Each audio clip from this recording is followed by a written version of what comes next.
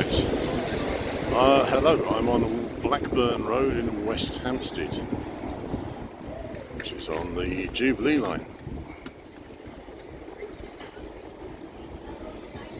Boys, don't fight.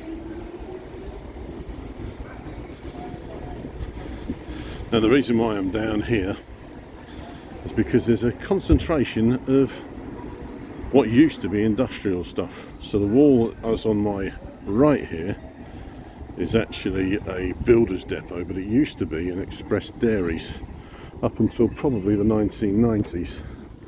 And that goes all the way down there. I don't know what its original purpose was, but I have a feeling it was possibly stabling for all sorts of local businesses, perhaps.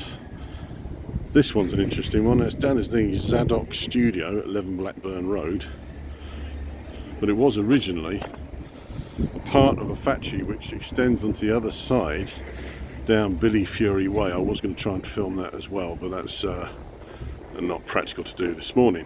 Just doing this before I go to work. So that's an old Victorian building, or late 1800s, and I believe it's part of the set of factories for a company called Slopers, and it's the Tower Royal Works, and they were involved in making equipment for perforating things like checkbooks and tickets for a railway tickets, etc. So that's an old building, and it's survived remarkably well, and I hope it's locally listed. Possibly not. It extends beyond there onto Billy Fury Way, as I said. I seem to have someone singing old Beatles songs at the moment, so it's a nice musical accompaniment. So you can see these buildings here are quite old because of the brickwork on them. As I said, part of the old Express Dairies. This one's another one. Now it's not industrial, although it might have had some industrial purpose in the past. This was originally called Asher House, and it was where Accurist watches were. That was possibly their offices. They may have had a repair department. I don't think they made stuff because they were imported watches. That guy down there is really belting out the tunes this morning. So it's had a refit. You can see all the original brickwork, but it was called Clockwork Apartments. I think it still is, and I think it's possibly going to be redeveloped at some point. But you can see there was cladding on there which had taken off, another one of these victims of what was probably suspicious cladding that was taken off. And down towards the bottom here, I think there was some facility, but I don't. It may just have been a car park, but it's now apartments for students. It certainly was. So we carry on down here because where we're going to, there was a small concentration of industrial stuff. It's now part of a large site which is going to be redeveloped at the O2 Centre on Finchley Road. Bear with me.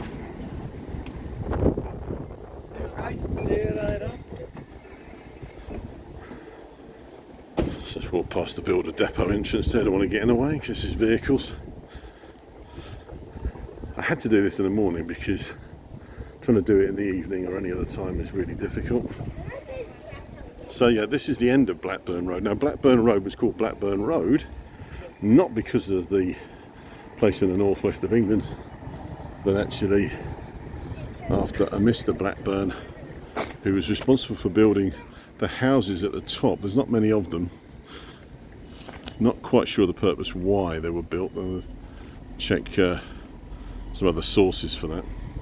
So these gates here would have led in to, well, not these gates, but this entrance would have led into something called the Canadian Building, which sounds rather obscure and strange, but the Canadian government had a large building here from I think the 1930s through until the 1970s, perhaps. I need to check this out with the Canadian government department in this country, ask them if they know the history. But basically where this Annandale Volkswagen Centre is, it's a bit further back from it, was a large building, and they Canadian government used it for things like exhibitions to publicise Canada as a state, as a nation rather.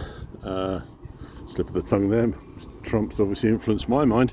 For things like exhibitions, for publicity work, things like perhaps printing posters, publicity books, that sort of thing. I'm getting very close to this man singing his Beatles songs. That's going to be a bit annoying. Don't get me wrong, I don't mind a bit of Beatles songs, but not sung by someone who can't sing. So this alleyway, I think, was possibly just ran down by the railway tracks, and you can see that because of these things that supported electrical cables. So this is probably former railway land, I think. In fact, this whole section of land was former freight yards for not necessarily the Metropolitan Railway, which runs along on this side beyond the fence, but also the London Midland Scottish Line, LMS. It's getting too close, I'm going to have to walk slower. Right, so as we just move along here now, you'll see these hoardings. Up until about, I don't know, 3 months ago, this used to be a home base DIY store, and it was pulled down because it's going to be the first part of this redevelopment of the O2 site, which is going to be a whole load of apartment blocks, and it's going to go stretch back right through the car park for the O2 centre. And I don't know whether the O2 centre, I think, is going to be redeveloped. As you can see, it's quite busy here. There's a delivery of vehicles coming into the Volkswagen dealership. Actually, we can see through the gates here. Probably going to get told off by this security guard. He's going to come out and ask me. So that's all the land that's cleared off. I'll avoid that one. I've had too many crosswords with security people. Why are you shooting video? It's alright, I'm not a Russian agent. So yes, this is all very different from how it would have been even right up until the late 1980s, early 90s. So where I'm getting up to now, he says, you can see there as well, there's a security thing. So this land, the home base was in fact actually a depot for Cadbury's Fry, actually, if you have a look at old maps. And they built a depot here on these railway lands in around about 1930. And that was to allow them to bring in, on railway wagons, from their factory in Bourneville, near Birmingham, chocolate. And it allowed them to bring them in on a line, a spur that came off the Midland line, which is behind these bushes here, and bring it into the depot so they could be stored for distribution across London. So they would have their trucks come and pick up stuff from the dispatch point, which is on the other side. And I used to be able to see that when I came through on the underground, right through until possibly the early 1990s. So it lasted probably that long, and it did have Cadbury signage on it. And I put a post up about this on my Northwest London Time Machine Instagram account. I'd put it up on the Blue Sky account I got as well. Another thing, part of the industrial landscape, or former industrial landscape, is over there is a electricity substation. Very topical this morning after the London Heathrow debacle with the substation being on fire. Over there, where you see those sort of 1990s flats, that used to be a power station, which I know supplied the local area. And be careful to cross this road because it can get quite choppy down here. People must drive fast with their BMWs and VWs, Audis or whatever. So there's the railway lands there. As you can see, it's a shame there isn't a London Midland service running through right now so you can see them, but you'll be familiar with that if you know the area. Down the bottom there is Sainsbury's. I'm going to cross the road again. Now, this landscape has changed enormously, really, since the 1980s, when a lot of stuff was pulled down for the O2 development. I'm pretty sure about this one, and I'm sure I can be backed up by Jay Foreman, who's done a lot of stuff on this with his videos about the making of, or things that unfinished London. I think his videos were excellent videos, you must watch them. And Jay did one about the roadway systems that were going to be put in the 60s and 70s, and part of that, this ringway one of the ringway systems, but they were going to bring a motorway through here. Okay, and that's why this land sat undeveloped for such a long time, even after really that plan fell through. That guy's still singing. God, got a voice on it. Still doing his Beatles. Yeah, I should put a little credit on the thing for the video. So where the Sainsbury's was, that used to be some more of the flats and shops that ran along the Finchley Road. Go on, mate, belt it out. But also roughly where the Sainsbury's bit is, you can see there used to be a North Thames gas depot where they used to have service department and the vehicles, etc. So yeah, all of this was just sort of scrap railway land until this happened.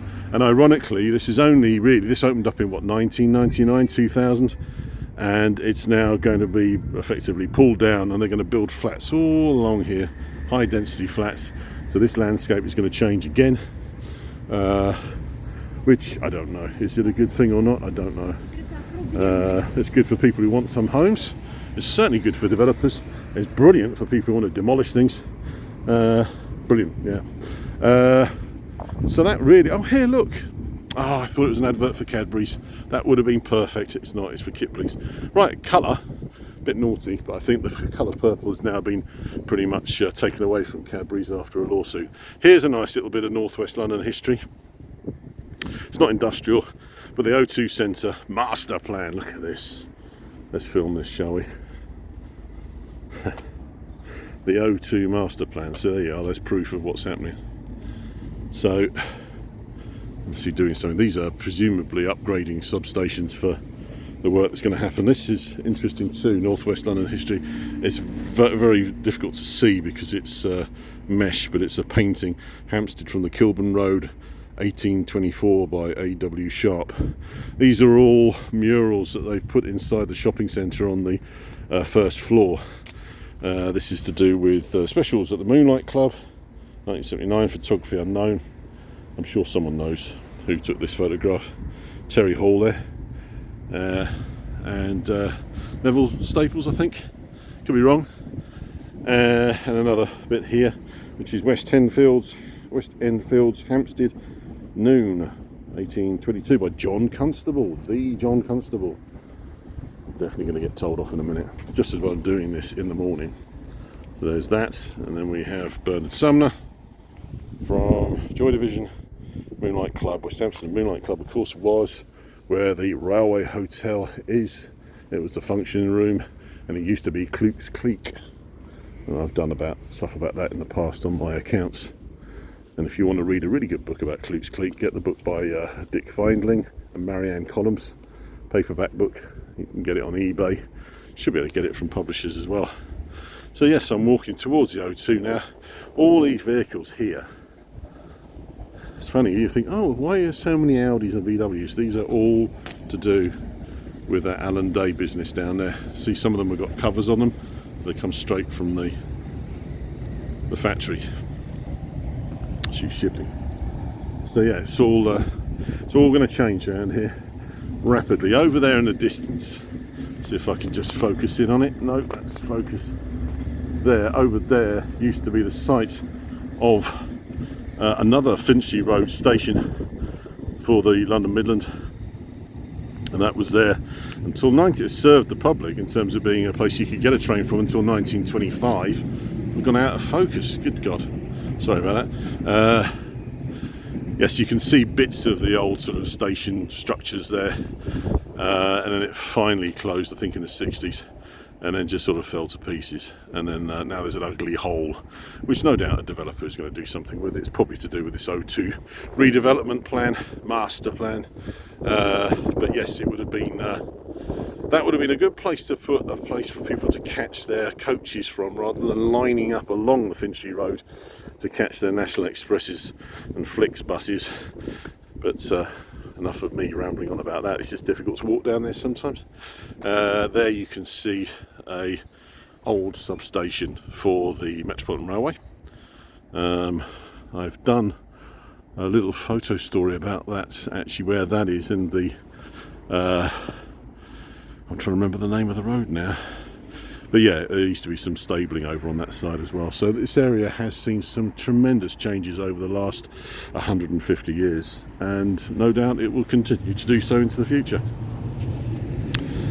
So I've done the Cadbury depot over there, the Canadian building, Asher House, which was the sort of offices for Accurist, and I mentioned also the Tower Royal Works of Mr. Sloper and Mr. Blackburn, who had the road built in the first place. So it's quite a nice little concentrated dose of history there, shot on this Friday morning towards the end of March. Thank you for watching.